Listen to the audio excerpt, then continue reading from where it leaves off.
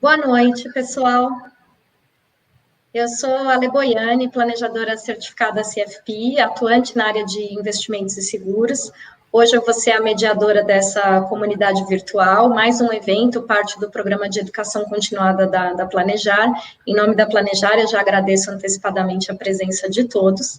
Eu fui convidada para participar pela experiência, né, que eu tenho no mercado internacional, que foi onde eu comecei minha carreira, há 22 anos atrás, que é um conhecimento complementar às experiências dos amigos aqui, Ulf Manhart e Luciana Pantarotto. Eu vou pedir para que eles se apresentem, e na sequência a gente vai começar com algumas perguntas que já vieram do outro webinar sobre investimento internacional, porque é um tema que rende muito, uma hora acaba sendo pouco tempo. Então, eu vou pedir para a Luciana se apresentar primeiro, na sequência a Ulf, e a gente vai para as perguntas. Boa noite, Ale, boa noite, Ulf, boa noite a todos que nos assistem. Queria agradecer a participação de todos, agradecer a Planejar pelo convite para falar sobre esse tema tão desafiador, até mesmo para quem atua na área, né? Que é um tema cheio de particularidades, de exceções.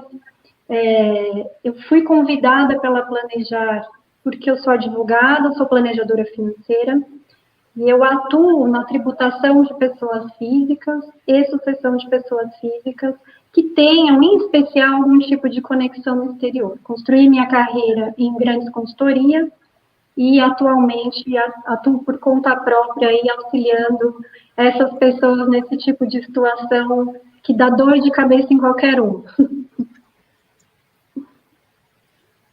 Oi, eu sou o Ulf, obrigado, Luciana, obrigado, Ale, boa noite a todos, muito obrigado pela oportunidade, agradeço a Planejar o convite. Meu nome é Ulf Manhart, eu sou CFP desde a primeira hora, estou envolvido e conheço a Planejar e BCPF desde o momento zero. Tenho 40 anos praticamente de experiência no mercado financeiro, dos quais os últimos 20 anos ligados ao mercado de estruturação internacional. E hoje vivo no exterior, mas eu assisto a clientes e famílias brasileiras nas suas estruturações e nas suas atividades internacionais. Eu espero poder contribuir com algumas das minhas experiências nesse bate-papo hoje. Muito obrigado. Bom, o propósito do evento hoje é a gente apresentar aqui nossa visão sobre esse tema, né, os investimentos no exterior, a tributação, a sucessão, e que seja realmente um bate-papo, porque é um tema que não é tão complexo quanto parece ser, e aí eu quero começar aqui com algumas perguntas que nós já tínhamos recebido, né, do outro webinar, começando com a questão de quais são os cuidados que a gente tem que ter quando vai investir no exterior. Eu queria pedir para a Luciana começar falando, porque eu sempre digo para os clientes que a última coisa que tem que olhar para investir lá fora é onde que vai alocar o dinheiro. E tem uma série de outras questões aí que a Luciana vai poder explicar para a gente. Existe uma lição de casa a ser feita, né, Ale? Bom, e em primeiro lugar, né, pessoal, a complexidade da legislação brasileira, ela é um fato notório, e todos sabemos que é uma legislação complexa. Existem na legislação brasileira algumas lacunas que dificultam a aplicação correta da legislação brasileira em situações com algum tipo de conexão no exterior. E quando estamos falando de situações com conexão no exterior, nós não devemos olhar para essas situações apenas do ponto de vista brasileiro. Então, no nosso caso aqui, que são residentes do Brasil que investem no exterior, nós temos que observar essa situação do ponto de vista da legislação brasileira, do ponto de vista da legislação do país em que estão alocados esses investimentos, e também observar se existem tratados internacionais firmados entre o Brasil e esses países, se existe reciprocidade de tratamento tributário, enfim, tem algumas questões aí que precisam ser analisadas, sempre com uma ótica universal, levando em consideração a legislação brasileira e a legislação dos outros países também.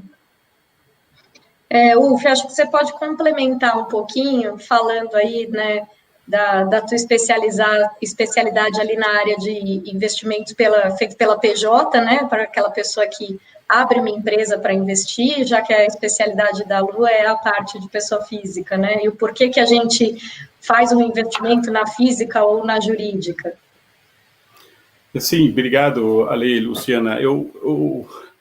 O tema é bastante complexo e eu sempre parto do princípio que o planejador financeiro, e isso também já foi bastante frisado no evento do dia 10 de setembro, que também falou sobre investimentos no exterior, que a gente precisa olhar cliente por cliente, caso a caso. E uma das primeiras coisas que a gente precisa entender do cliente é ver se efetivamente ele tem um interesse, uma ligação e um portfólio e uma necessidade de diversificação.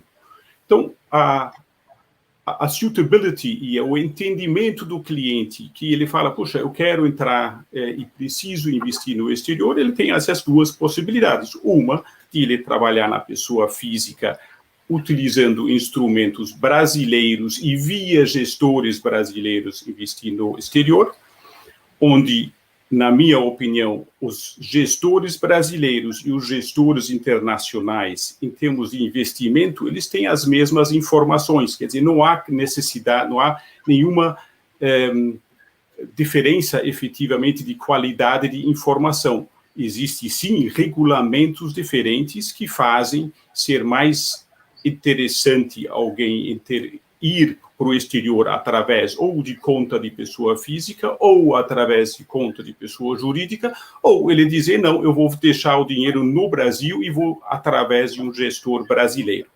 Tudo isso é caso a caso e precisa ser estudado com o cliente. Agora, a facilidade que até hoje, e muitos anos, a gente sempre fala, poxa vida, vai acabar essa a possibilidade brasileira do diferimento de imposto de renda sobre investimentos no exterior através da pessoa jurídica, a famosa offshore.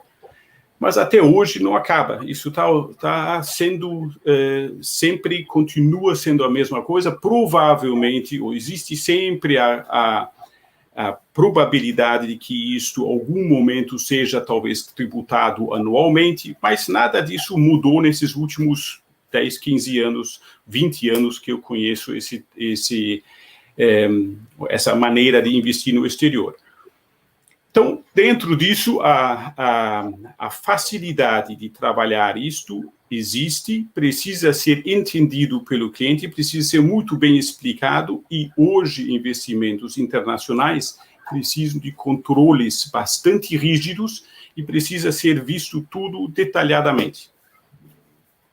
Queria complementar, até por causa de uma pergunta que tem aqui, falando da questão para um investidor médio local, se tem um percentual mínimo recomendado para alocar fora, alocar aqui, que assim, investir no exterior diretamente é um assunto, e ter exposição a investimentos internacionais via Brasil é outro assunto.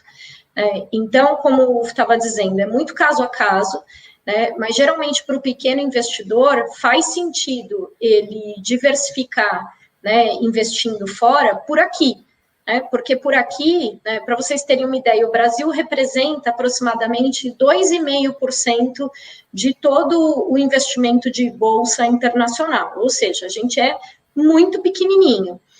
Como o mercado vai mudando, vão acontecendo uma série de coisas, por exemplo, agora na pandemia, a gente notou que os clientes que tinham exposição de investimento no exterior, recuperaram as carteiras mais rápido, tiveram menos perda, porque conseguiam diversificar mais. Mas não necessariamente isso tem que ser mandar dinheiro para fora e investir lá fora. Acho que até um certo patamar faz sentido fazer isso por aqui. E aí eu queria que a Luciana, enfim, o Uf, falasse um pouquinho, né, voltando para essa questão dos outros cuidados aí da questão tributária, né, que também é uma das perguntas aqui, como é que funciona se a pessoa, né, ela resolveu investir lá fora, né, abriu uma conta, seja na Europa, seja nos Estados Unidos, né, quando ela abriu na pessoa física, como funciona, como que calcula, recolhe DARF, não recolhe, em que momento. E aí essa coisa que o falou do diferimento do imposto, se tem alguma situação na física que o cliente possa se aproveitar disso, né? Perfeito. Bom, falando um pouquinho das obrigações fiscais que os residentes aqui no Brasil passam a ter quando adquirem patrimônio lá fora. Primeira obrigação é informar na declaração de imposto de renda que a pessoa passa a ter ativos no exterior. Então, existem lá na ficha de bens e direitos da declaração campos específicos, onde a gente deve informar esses bens de acordo com as regras lá da Receita Federal. Uma segunda obrigação que pode ser aplicável para quem investe no exterior é informar esses ativos para o Banco Central, por meio da declaração de capitais brasileiros no exterior. Até o ano passado, todos os residentes no Brasil que tinham mais de 100 mil dólares em ativos no exterior, mais de 100 mil dólares americanos, né, no exterior, eram obrigados a entregar essa declaração. A partir desse ano, houve uma mudança na legislação, e agora só os residentes no Brasil que possuem investimentos no exterior, né, ativos no exterior, em valor superior a $1 milhão, é que devem entregar essa declaração também. Então, quem tem menos de $1 milhão não está mais obrigado a entregar essa declaração. Um segundo ponto que precisa ser observado é que, a partir do momento que a gente começa a receber rendimentos no exterior, como pessoa física, nós devemos declarar e tributar esses rendimentos aqui no Brasil. E essa apuração, ela deve ser feita em bases mensais. Essa é uma dúvida muito comum, porque muitas pessoas acreditam que só tem que se preocupar com isso lá no momento de entregar a declaração de imposto de renda. No entanto, se a gente recebe um rendimento no exterior no mês de novembro de 2020, por exemplo, nós temos que apurar e recolher aqui no Brasil o eventual imposto devido até o último dia útil do mês seguinte ao do recebimento. Então, nesse caso, até o último dia útil de dezembro de 2020. E o dever de tributar aqui no Brasil, ele independe dos valores serem remetidos ou não para o país. Então, ainda que os recursos continuem no exterior, ainda que você não traga esse valor para o Brasil, você continua, por ser residente fiscal aqui no Brasil, continua tendo a obrigação de tributar esses rendimentos aqui, claro, sempre observando aquelas questões que eu coloquei lá no começo, de verificar a legislação brasileira, os acordos para evitar dupla tributação e as questões de reciprocidade de tratamento tributário também. E isso não é o que acontece na jurídica, né, Uf? Na jurídica, se puder falar um pouquinho mais ali do diferimento. Na pessoa jurídica, o brasileiro que queira investir e ter uma diversificação de suas atividades e seus investimentos, incluindo no exterior, ele pode abrir essa pessoa jurídica, essa offshore, que é uma empresa, praticamente uma empresa pessoal, onde ele tem 100% das ações, ou ele e os familiares, e toda a estrutura de capital pode ser adaptado à necessidade dele ou da família e a parte sucessória, e ele contribui o dinheiro dele, ele envia os recursos para esta pessoa jurídica como capital, e dali esta pessoa jurídica investe nos mercados financeiros internacionais. Com isso, na declaração do imposto de renda no Brasil, ele declara este câmbio que ele faz, mantém este câmbio nesse valor histórico na declaração do imposto de renda, até o momento que esta pessoa jurídica no exterior distribua recursos de volta para ele. Esta distribuição para ele pode, dali, ser tributada normalmente, como a Luciana falou, como pessoa física, ou através declarando ganho de capital, dependendo da maneira como o dinheiro retorna, ou ele é carnê-leão sobre rendimento e depois ele entra, mas sempre na base mensal, os rendimentos que esta pessoa jurídica distribua para os seus acionistas. E com isso o deferimento está dado, né? Obrigada, Ulfi. Tem uma pergunta aqui do Luiz Antônio Marques Júnior, que falando, mas será que é um bom momento para investimento em dólar? Se não é melhor esperar o dólar baixar? Então, essa pergunta eu quero responder, porque é uma pergunta que eu escuto o tempo todo. O real perdeu, desvalorizou em relação ao dólar nos últimos 10 anos 67%. É um absurdo, né, o que aconteceu. E esse ano, né, com a crise, com a pandemia, a gente foi o país que mais desvalorizou a moeda.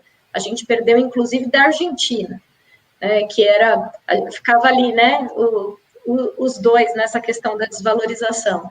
Né? Então, dólar é sempre dólar. Um dólar vale um dólar.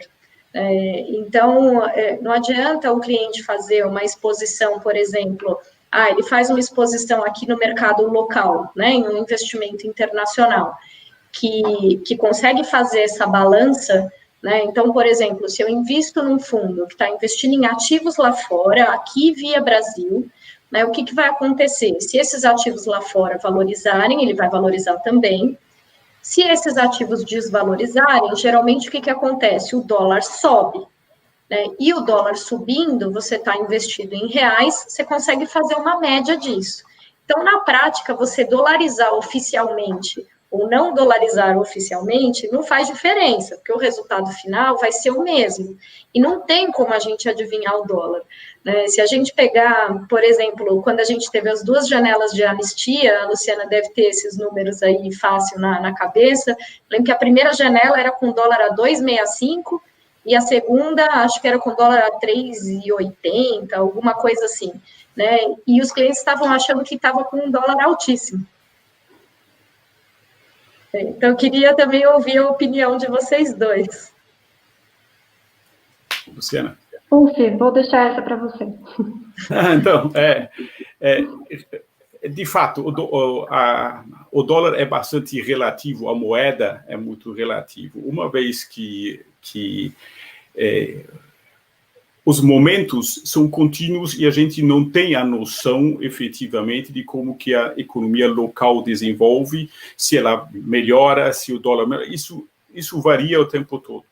Hoje, a diversificação e o investimento no exterior, ele realmente está muito mais atrelado ao próprio ganho e à oportunidade de participar de mercados internacionais que são ao todo maiores e por isso tem uma certa eficiência maior, e onde você tem vários pontos de atração que são diferentes do que no Brasil. Então, você simplesmente fazer investimentos onde você fala só de investimento financeiro, você tem que pesar o que é melhor. Se você utiliza e você eventualmente já esteja investido em dolarizado no Brasil e você pega essa parte e vai para o exterior, você não tem nenhuma diferença. Se você, por outro lado, pensa em trabalhar em outros investimentos que não sejam necessariamente financeiros, mas que você precisa de recursos no exterior para pagar faculdade de filho ou estadia no exterior, ou você queira investir em outros ativos que não sejam de renda fixa ou renda variável, mas que seja compra de metais preciosos ou entrar em criptomoeda, que se pode fazer até dentro do Brasil, que também é uma ligação internacional. Todas essas diversidades de investimentos e de oportunidades que se tem internacionalmente precisam ser vistos desligados do comportamento macro da economia local. Obrigada. Tem mais duas perguntas aqui. Então, uma delas, né, o Vinícius está perguntando aqui, Vinícius Capobianco, que ele tem uma dúvida, apareceu aqui, em relação à isenção de $60 mil. Então, vou passar essa aqui para a Luciana. Se ele tiver uma conta, né, com a esposa, e acho que é uma conta conjunta, aqui no caso de um dos dois falecer, se vai ter tributação sobre herança lá nos Estados Unidos. Bom ponto. Vamos entrar no assunto da sucessão, primeiro falando da legislação brasileira. Então, em primeiro lugar, a legislação brasileira, ela abrange apenas a sucessão de bens localizados no Brasil. Bens localizados no exterior estão sujeitos à legislação dos países em que esses bens estão localizados. Então, Vinícius, com relação à tributação da herança lá nos Estados Unidos, sugiro que você consulte uma consultoria local que entenda esses aspectos de tributação da herança, em especial em situações em que você é um residente fiscal aqui no Brasil e possui ativos lá nos Estados Unidos. Então, esse é um ponto importante de todas as pessoas que pretendem investir lá fora. Como funciona a legislação sucessória dos países em que estamos investindo? Do ponto de vista da legislação brasileira, vocês devem estar acompanhando que existe uma questão envolvendo a possibilidade ou não de tributação aqui no Brasil de heranças recebidas lá fora. Então, os estados, a legislação dos estados prevê esse tipo de cobrança. No entanto, essa questão está sendo discutida no STF, de modo que, além de pagar imposto, né, eventual imposto sobre a transmissão, lá no país onde o investimento foi feito, é possível que essa mesma situação gere imposto, né, o ITCMD, a pagar aqui no Brasil também. É um ponto muito importante a ser explorado para as pessoas que estão investindo lá fora. Só para complementá-lo, eu já acompanhei alguns casos, né, de tanto Estados Unidos quanto Europa, e Estados Unidos a gente tem um agravante, digamos assim, que o advogado lá, ele só advoga em um estado. E aí, quando você tem patrimônio em diferentes estados, vocês não têm ideia do que é fazer um inventário lá. Porque a questão não é só pagar o imposto, a questão é contratar um advogado no exterior, numa legislação que a gente não conhece, em um idioma que, por mais que a gente fale, não é o nosso idioma, nosso primeiro idioma. Então, vocês imaginam, né, se é difícil para a gente entender como que eles apuram os votos, né, da questão aí da eleição americana, imagina para entender como é que eles fazem essa questão da tributação, da sucessão, sendo que é como se fosse aqui, tipo, o advogado que cuida de São Paulo não pode cuidar de Minas, Rio, é algo que é bastante complicado, né? E talvez completando também, Vinícius, você perguntou algumas coisas bem específicas em relação à parte americana e pela relação à isenção de 60 mil. Tudo isso nos Estados Unidos precisa, claro, conversar com um advogado específico e olhar o caso e a documentação e também ver quais são os ativos que são detidos, porque o imposto também depende do tipo de ativo que você tem. Se é um ativo se os ativos que tem lá na conta conjunta que você colocou como joint tenants, se não me engano, essa conta, eu não sei se é conta pessoa física ou pessoa jurídica,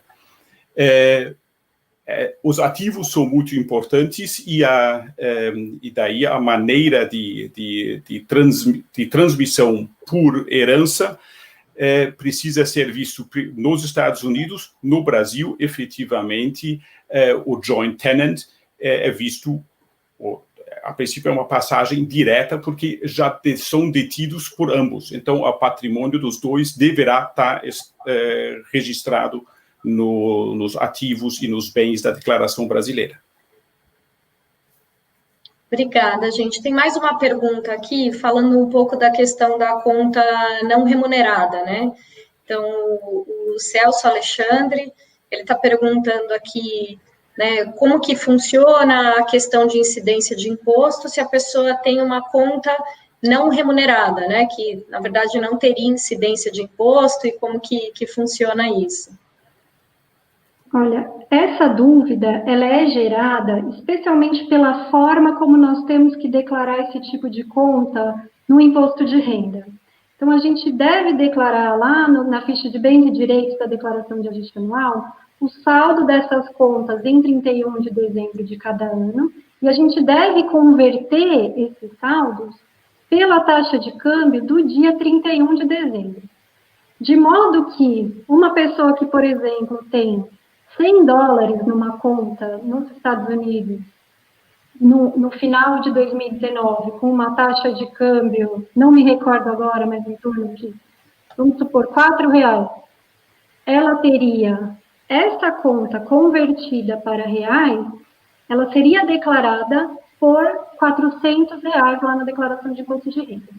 Se ao final de 2020 a pessoa mantém esses R$100 na conta no exterior, ela vai ter que converter isso pela taxa do dia 31 de dezembro de 2020, que a gente estima aí que esteja entre 5 e 6 reais, de modo que os mesmos R$100 que ela tinha lá em 2019, ao invés de valerem 400 no final desse ano, eles vão valer 600, por exemplo. Então, a gente tem aí uma diferença no nosso patrimônio, uma variação de R$200, que não corresponde a um aumento patrimonial, mas sim a uma diferença no câmbio que foi aplicado. Esse ganho de capital fictício, ele não é tributável para fins da legislação brasileira. Então, a gente não deve tributar essa variação cambial das contas não remuneradas, e a gente pode, inclusive, incluir lá na declaração de imposto de renda, no campo de rendimentos isentos, o valor da variação cambial, quando esse valor for positivo, né, ele não for negativo. Obrigada. E uma dúvida, né, que a gente costuma ouvir aqui, só complementando, é que conta não remunerada não é a conta que não rendeu porque o dinheiro não foi investido direito. Conta não remunerada é uma conta que o dinheiro realmente não está investido. Se render 0,2 é remunerado. Então, aqui no escritório, época de declaração de IR, parece o escritório de contabilidade, a gente tem bastante contato no dia a dia com os contadores, porque isso tem que ser declarado separado. Conta investimento é um assunto, né, que você pode ter lucro ou prejuízo, e conta não remunerada é não remunerada de verdade, né, e não a conta que rende mal. No momento que é remunerada, imediatamente a variação cambial também é tributada no Brasil, correto, Luciano? Desculpa, Uf, pode repetir, por favor? Quando a conta é remunerada de alguma maneira, com 0,1, 0,2, que seja, toda a variação cambial no Brasil também é tributada. Exatamente. Nesses casos, Uf, normalmente a gente tributa os juros, né, conforme eles vão sendo recebidos, né? A gente tributa os juros aqui no Brasil, também em bases mensais, né, como eu havia comentado. A tributação desses juros, ela é muito parecida com a forma que nós tributamos o ganho de capital, então a alíquota é de 15%, a não ser que sejam rendimentos aí acima de 5 milhões, então os juros são tributáveis aqui no Brasil dessa forma. Mas o principal, quando retorna tudo para o Brasil e tiver uma variação cambial, naquele seu exemplo, os 600 voltarem com juros, a variação cambial de 400 para 600 também é tributada, correto? No Brasil? Na verdade, na internação do não importa para fins tributários se o dinheiro foi remetido ou não para o Brasil, Uf. O que importa para fins tributários... Concordo. É o momento em que ocorre o resgate desses valores lá no exterior. E aí, a partir do momento em que ocorre esse resgate, se houve um resgate com lucro, esse lucro é tributável aqui no Brasil pelo ganho de capital. Sim, o ganho de capital, mas a variação, quando volto para reais, e eu tenho um ganho pela variação cambial, esta variação cambial é tributada também. É isso que eu estou perguntando. A variação cambial, ela é tributada quando a gente investe no exterior com recursos auferidos originariamente no Brasil. Perfeito. Então, quando nós enviamos dinheiro que nós auferimos em reais para o exterior para adquirir qualquer produto, a variação cambial, ela entra no cômputo para apuração do ganho de capital. Quando temos um dinheiro no exterior que foi auferido originariamente em moeda estrangeira, então, por exemplo, trabalhamos um período lá fora, recebemos salário lá fora, mantivemos esse valor lá, e esse valor é utilizado para aplicações financeiras, por exemplo, a variação cambial deste tipo de aplicação, feita com recursos auferidos originariamente em moeda estrangeira, não é levada em conta para a apuração do ganho de capital. Independentemente, sempre é importante reforçar que não importa para fins tributários se esse dinheiro é remetido ou não para o Brasil. Então, vamos supor que nós fizermos uma aplicação lá fora com recursos auferidos originariamente em moeda estrangeira, depois remetemos esse valor para o Brasil, resgatamos e remetemos para o Brasil. A tributação que vai incidir sobre esse ganho, se houver, ela não vai levar em consideração a questão cambial, ainda que haja uma variação escandalosa de câmbio, como a que a gente está vendo hoje. Por isso que é importante essa diferenciação, né, do que é conta não remunerada e do que é conta investimento. A conta não remunerada pode fazer parte da estratégia de investimento em momentos de recuo do dólar, né, que é algo que realmente, se tiver alguém, né, especializado atendendo o cliente ali no dia a dia, vai conseguir ajudá-lo nisso, né. E só para complementar essa questão do conta não remunerada, antigamente, para a gente abrir uma conta fora, você tinha que viajar, né? Então, você tinha que ir até lá, abrir a conta pessoalmente, né? Era bastante simples o procedimento, mas tinha que abrir isso pessoalmente, uma conta não remunerada, uma conta corrente. Hoje em dia, já tem algumas instituições brasileiras que estão abrindo conta em dólar, e isso é tipo uma conta digital, abre conta digital aqui no Brasil e abre uma conta digital lá fora. A partir de quanto que dá para abrir essa conta? Com valores muito baixos, menos de $100 para fazer a abertura de conta. Lembrando que é de dinheiro para gastar, não dinheiro para investir. E aí essa conta, ela pode até servir ali de veículo para a pessoa que quer começar a acumular dinheiro lá fora. Porque se ela for começar a investir lá fora com valores muito pequenos, não vai fazer sentido. Aí a gente precisa entender ali no caso a caso qual que é o intuito, como o Uf falou, se é para pagar estudo de filho, se é porque tem intenção de morar fora, né? Então, voltando um pouco numa pergunta que a gente teve no começo, mas quantos % que aloca fora, aloca aqui? Depende. Se a pessoa tem intenção de daqui a um tempo ir morar no exterior, ela tem que ir transferindo o patrimônio dela para o exterior. Né? Se a questão é porque vai um filho estudar, é uma situação temporária, é o quanto vai precisar durante esse período, né? Então, não tem certo e errado, né? Tudo depende, cada caso é o caso, né? Tem uma pergunta aqui. Aproveita, inclusive, com o tempo, com a distribuição e com o investimento ao longo do prazo, pega uma média cambial e a variação do custo do dólar acaba sendo uma média. Pois tem uma pergunta aqui do Marcelo Pires, né, que é algo que é muito comum, né, por causa de algo que a gente chama ali do home buys, né, que a pessoa investe fora e só compra empresa brasileira. Queria perguntar para o Uf, né, que atende brasileiro aí na Áustria, se isso acontece muito, né, dos clientes que querem investir em moeda forte, mas em empresas que eles conhecem, em empresas aqui do Brasil.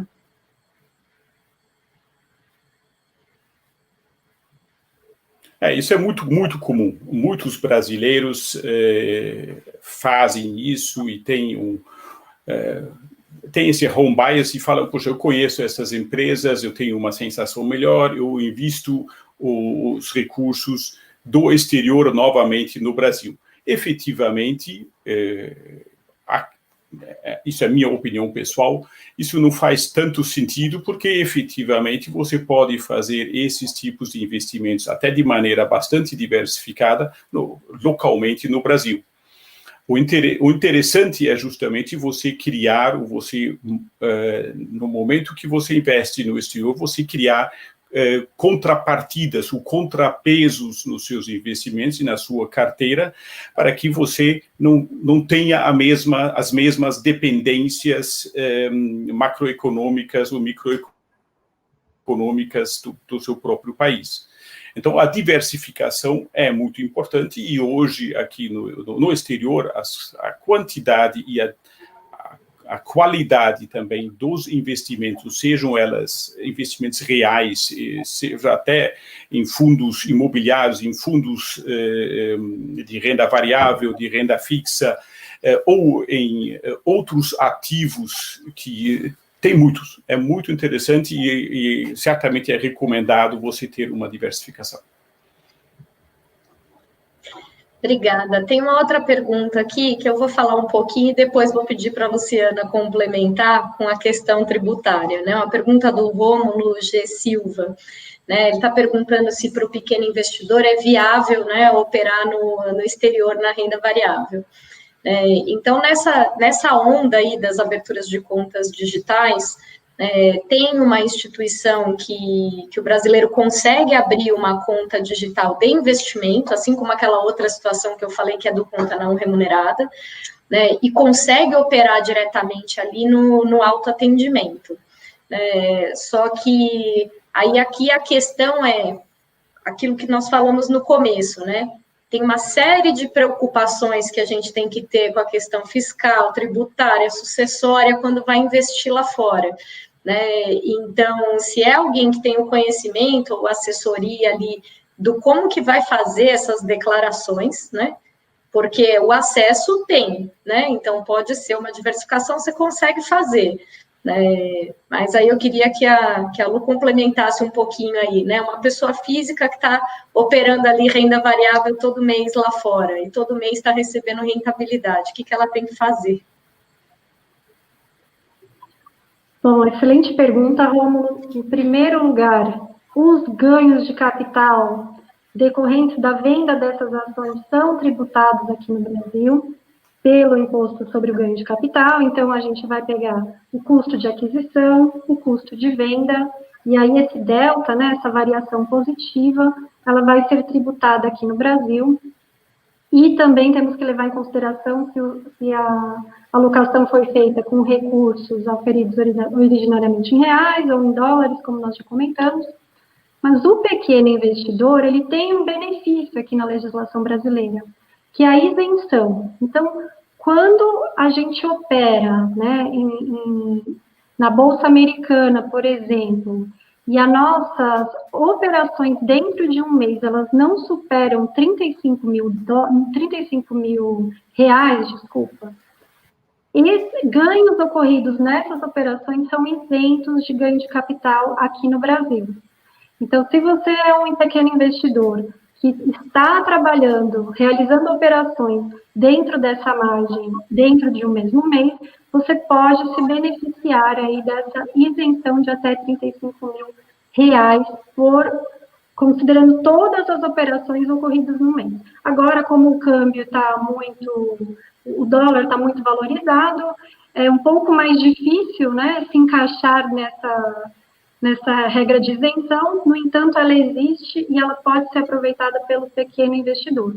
Não podemos esquecer também que as ações, elas pagam dividendos, e os dividendos recebidos no exterior, ao contrário do que acontece aqui no Brasil, né, que os dividendos são isentos, os dividendos recebidos no exterior são tributáveis aqui no Brasil, pela tabela progressiva. Então, é importante também verificar essa questão e não deixar isso apenas para o momento de entregar a declaração.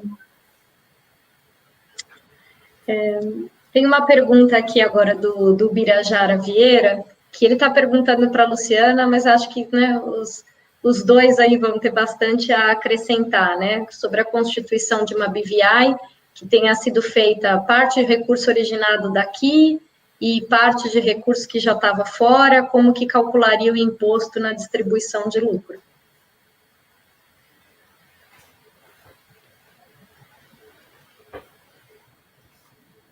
Posso? Bom, na distribuição de lucro, Birajara, não importa, para fins tributários aqui no Brasil, como foi feito o investimento, se foi feito com recursos auferidos originariamente em reais, ou em moeda estrangeira, ou recursos mistos. Porque na distribuição de lucros, o que importa efetivamente é o valor distribuído, e esse valor vai ser tributado na integralidade pela tabela progressiva aqui no Brasil, que vai de 0 a 27,5%. A questão o importante para fins de tributação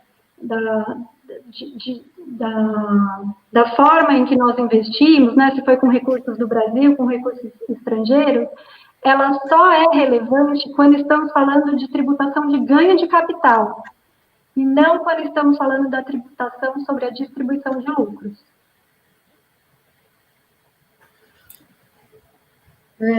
Ulf, você quer complementar com a questão aí da parte da empresa? Que eu acho de fato, é isso que a Luciana... né, que acompanha é importantíssimo, né? É isso que a Luciana falou, e é a parte da origem dos recursos dentro de uma empresa offshore, e o exemplo foi dado, a pergunta foi feita em cima de uma empresa em BVI. O capital, quando ele se compõe, ele, no momento que os recursos sejam originados no exterior ou vindo do Brasil, ambos precisam ser declarados como bens na declaração brasileira. A distribuição de lucro é tributada de acordo com o que a Luciana acabou de falar. Agora, o importante é que os bens estejam registrados na declaração de imposto de renda relativo ao ano que o capital entrou na empresa. E, Luciana, só uma dúvida que eu tenho referente a essa parte da offshore. Como falou, você capitaliza ali a empresa. Quando isso é trazido como redução de capital, ao invés de ser trazido como distribuição de lucro, como é que funciona? Bom, aí, Ale, a gente tem um ponto interessante, né? Até 2017, esse desinvestimento, essa devolução de capital, ela era tratada aqui no Brasil como uma operação de ganho de capital. Então, a gente comparava o valor que foi investido versus o valor que foi desinvestido, né, o valor da cota, e aí a gente tributava a valorização da cota de acordo com as regras aplicáveis ao ganho de capital.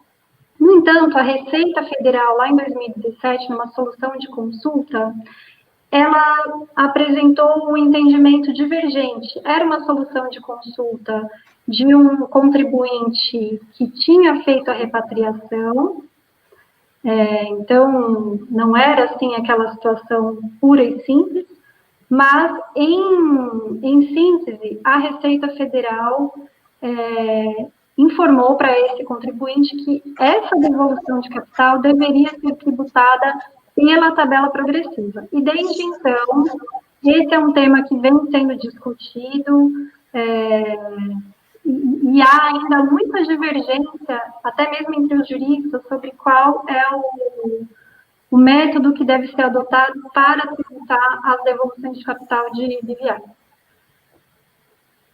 Tá, ok. Eu recebi aqui uma mensagem pedindo para a gente falar mais um pouquinho do assunto de conta não remunerada, conta investimento, se realmente no conta não remunerada, se o cliente não vai ser tributado nunca. Essa é a pergunta. Tá, numa conta não remunerada, nós temos uma situação de similar a uma conta corrente, vamos dizer assim, que é aquela conta que não tem remuneração nenhuma mesmo, o dinheiro fica lá parado. Esse tipo de conta, ele não vai ser tributado aqui no Brasil. Lembre-se que o Brasil tributa renda, não tributa patrimônio. Então, enquanto a gente não tiver uma situação no exterior que traga, né, um rendimento, né, que caracterize um aumento do nosso patrimônio, a gente não vai ter uma situação de tributação de imposto de renda aqui no Brasil. Tá ótimo. Tem mais uma pergunta aqui do Rafael Bocato de Oliveira, perguntando como que ele deve fazer declaração de empréstimos, em dólares, né? E se ele declara pelo valor convertido, pela taxa do 31/12, que vocês falassem um pouquinho desse assunto. Bom, Rafael, é necessário declarar tanto ativos quanto passivos no exterior. Então, vamos pegar a primeira hipótese aí, você contrai um empréstimo no exterior. Lá na ficha dívidas e ônus reais, é possível incluir essa informação e você deve converter o saldo da dívida pela taxa de câmbio do dia 31/12 de cada ano, se o entendimento está correto.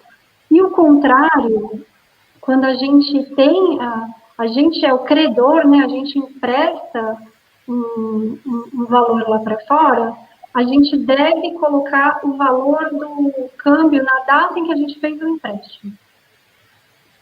E aí a gente deve informar essa situação lá na ficha bens e direitos. Então, só complementando, Lu, então, voltando naquela questão, né, das obrigatoriedades ali de declaração, né? Então, na declaração do IR, tem que declarar independente do valor, certo? Pode ser um valor pequenininho ou um valor alto, tanto ativo quanto passivo. E acima de $1 milhão a partir da última alteração, é que o cliente tem que fazer DCBE. Ele cita alguma coisa na DCBE, dessa questão do passivo? O seu entendimento está super correto, Ale. Na DCBE, nós devemos informar apenas ativos no exterior. Então, qualquer empréstimo contraído lá fora não deve ser declarado na declaração para o Banco Central. Tá, ok. E aí declara só no IR mesmo, né? Exatamente. Tá. Tem uma pergunta aqui, na verdade, que é de um assunto que a gente já falou, mas que acho que como ainda está a dúvida, que é essa questão do conta não remunerada, que eu volto a dizer, conta que rende mal não é não remunerada. Né? Conta não remunerada é uma especificação do tipo de abertura de conta. Então, inclusive, esses bancos que têm esse tipo de abertura de conta, eles têm separados, a pessoa tem duas contas, tem uma conta investimento e uma conta corrente, uma conta não remunerada. E chega todo ano, como se fosse um instrutivo, de que aquela conta é não remunerada e ela rendeu 0%. Render mal não é não render, são coisas diferentes. Bom, vamos ver aqui. Bom, a gente já está, nossa, falta 10 minutos. Eu falei que o assunto rendia, né? E eu vou dar uma olhada aqui em mais perguntas, mas queria que vocês já fossem pensando aí em fazer as considerações, porque o nosso tempo já está curtinho.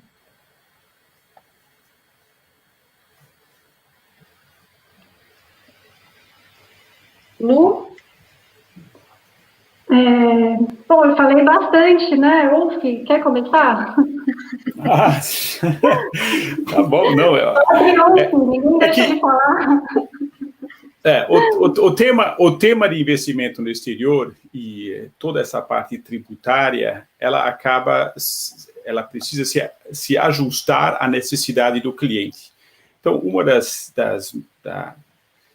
minhas falas, geralmente, é que a gente precisa adaptar tudo que o cliente vai fazer à necessidade do cliente, e não o cliente se adaptar as regras, nós temos que tentar fazer as duas coisas harmonizarem, os dois lados harmonizarem o máximo possível. Esta é a função do planejador financeiro. Então, trabalhar e entender a necessidade do cliente, o que ele pode fazer, de que maneira ele tem a visão de mais longo prazo dos investimentos no exterior, como ele consegue otimizar a sua estrutura, a sua visão, aquilo que ele quer atingir. Então, sempre a primeira pergunta para o investidor, falar, o que é seu objetivo com este dinheiro que você vai colocar no exterior? Como que ele deve se comportar em relação à contrapartida que você, brasileiro, tem no Brasil e como que esses dois lados se relacionem. Em cima disso, cada uma das situações deve ser trabalhada, deve ser estudada, e uma vez concordado, aí vai para a execução. Aí depende se a gente vai fazer um investimento em conta não remunerada, porque é simplesmente um estacionamento de recursos, onde a variação cambial é praticamente acompanhada, o ativo vale a variação cambial no exterior, ou se a gente faz uma conta remunerada e faz investimentos na pessoa física, ou se faz pessoas jurídicas, se é pessoa jurídica como a offshore simples, que é nada mais do que uma pessoa jurídica para fins de investimento, onde é muito importante hoje em dia separar investimento de uso de dinheiro para viagens, etc. É uma dessas coisas que é muito importante, que hoje conta de investimento para brasileiro no exterior, dentro de pessoa jurídica, não deveria ter cartão de crédito, porque não faz sentido uma coisa com a outra, porque aí você mistura uso pessoal com remuneração de investimentos. Então, essas coisas precisam ser estudadas, precisam ser explicadas e trabalhadas caso a caso. E, da mesma maneira, é o tipo de investimento que a pessoa quer fazer, se precisa, eventualmente, de estruturas com outro porte do que uma empresa que a gente chama de business company, uma PIC, uma private investment company, daí sim, precisando de empresas, estruturas americanas, LLCs, ou inglesas, ou europeias em geral. Toda essa diversidade precisa se adaptar ao cliente. E a diversidade é grande. Tem que fazer sentido, né, em termos de custo, né? Para um pequeno investidor abrir uma empresa, pode comer boa parte do rendimento, isso, né? Então, exatamente. E não há necessidade, de fato. Exato. E não há necessidade, porque existe tanto a possibilidade de investir diretamente em fundos no exterior, que também existe ali dentro do fundo o advento de diferimento pelo prazo que o dinheiro está dentro do fundo. Então, existem diversas maneiras que cada uma precisa ser conversada, entendida pelo cliente e precisa fazer sentido dentro do portfólio como um todo. Acho que isso é mais ou menos o quadro abrangente e estou à disposição, agradeço a oportunidade de conversar com vocês. E obrigado pela companhia aqui. Obrigada, Uf. Lu, tem mais uma pergunta para você. Então, você já responde a pergunta e já fala mais um pouquinho. Né? Uma pergunta do François. Agora, não sei se eu vou pronunciar esse sobrenome certo. Acho que é Gautineau, algo assim.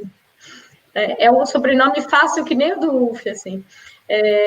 Está perguntando o seguinte, se perdas de capital se compensam com ganhos de capital na alienação de ação no exterior. Ótima pergunta, François. Quando nós investimos no exterior como pessoas físicas, as perdas não podem ser compensadas com ganhos. Então, o que perdeu, infelizmente, perdeu, ponto final. No entanto, trazendo de volta aquele assunto da offshore, uma das vantagens tributárias, né, quando a gente pensa em constituir os investimentos no exterior por meio de uma offshore, além da questão do diferimento, né, da postergação do momento de pagar o imposto, a gente na offshore acaba sendo tributado apenas pelos lucros que a offshore gerar. De modo que, quando o investimento em ações, por exemplo, é feito no exterior por meio de uma offshore, a gente só vai ser tributado posteriormente sobre os lucros da offshore, de modo que dentro da offshore está acontecendo essa compensação de perdas e lucros que a gente não consegue quando a gente investe no exterior como pessoas físicas, tá? Obrigada. Esqueci de concluir, desculpa. Gostaria de agradecer a participação de todos.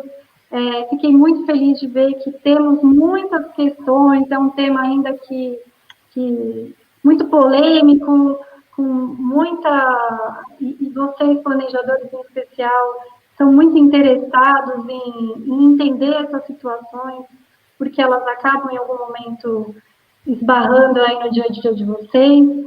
Então, fico feliz de poder ter contribuído um pouquinho para a discussão desse assunto e agradeço mais uma vez a participação de todos, o convite da Planejar e também a participação do UF e da Ale, que foi muito bacana poder conversar com vocês essa 1 hora. Obrigada. A gente vai conversar muito ainda, né? Porque a gente tem que continuar aqui, tem muita coisa para debater. Eu queria agradecer a Planejar pelo convite, a UF e a Luciana pela troca de ideias aqui, que é sempre enriquecedora. E eu queria finalizar alertando um pouquinho aí essa questão dos cuidados com o investimento lá fora, falando um pouquinho de como que funciona para que um cliente invista lá fora.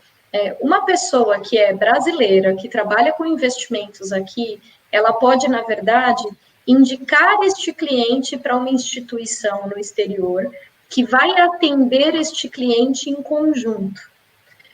Então, quando vocês forem procurados por alguém para falar de investimento no exterior, que não trabalha no mercado local, é um cuidado a mais para entender como é que funciona a instituição que está lá fora.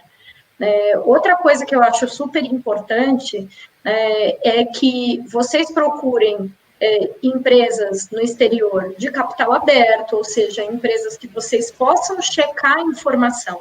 Que se o único lugar que você pode ouvir falar da empresa é no site da própria empresa, nenhuma empresa fala mal de si mesma. Então, é importante que seja feita essa checagem, né, de quem está indicando, né? Então, o UF está no exterior, ele atende uma série de brasileiros aí recomendados por pessoas aqui no Brasil, né? E o assessor de investimentos aqui do Brasil, né, ele pode ter um pouco do conhecimento dessa questão do investimento lá fora, mas ele sempre tem que estar respaldado por uma instituição lá.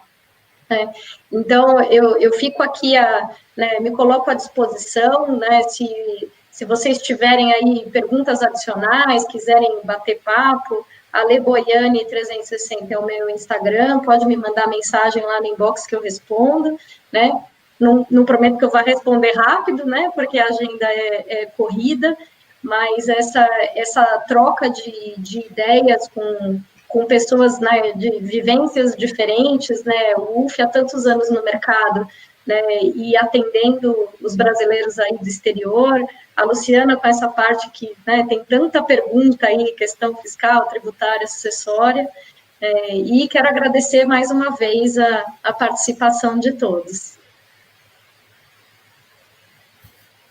Muito obrigado.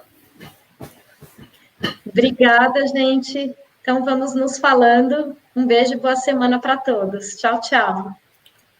Tchau, obrigado. Tchau, tchau.